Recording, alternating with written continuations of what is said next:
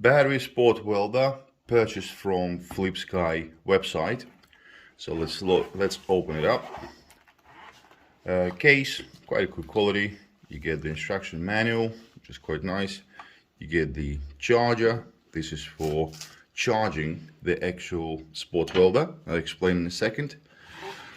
Here is the sport welder itself, and you get the welding cables. There we go. And it seems like perhaps it's made by Sequire for FlipSky, or I'm not sure what the relationship is. So let's have a look.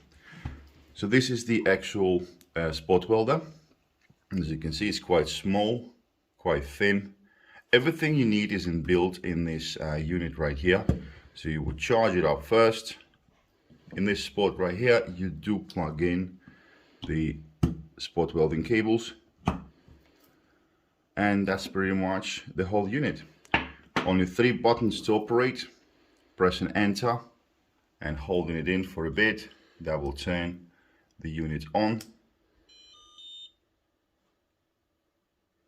So on the screen you got the input, the voltage of the battery, which is already inbuilt.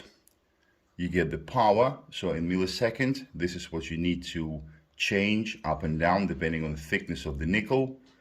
Order, that means if you press both electrodes onto the battery within second, 2 or 3, or you can adjust it, you will actually send the power to it. Beep on and off, LCD screen, temperature, and how many welds you've done. As simple as this.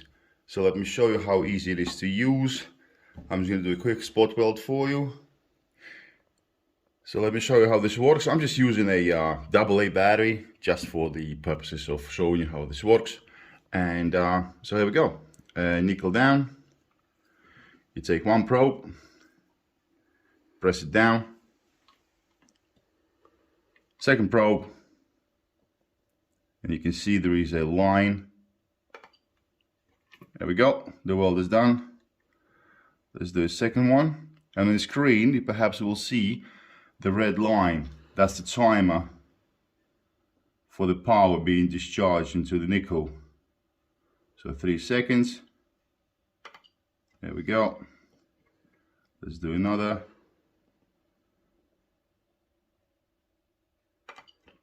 Okay.